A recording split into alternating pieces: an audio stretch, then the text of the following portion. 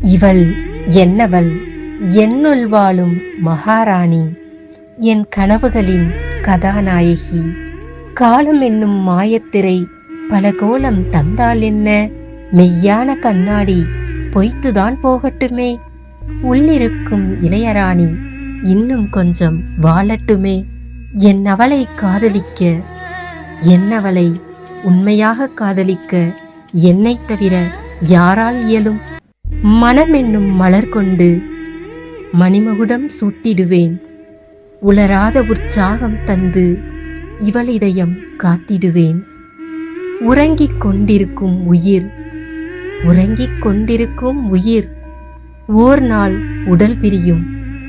மரணிக்காத இவள் மனமோ, மரணிக்காத இவள் மனமோ இதயவானில் சிறகடித்துப் பறக்கும்.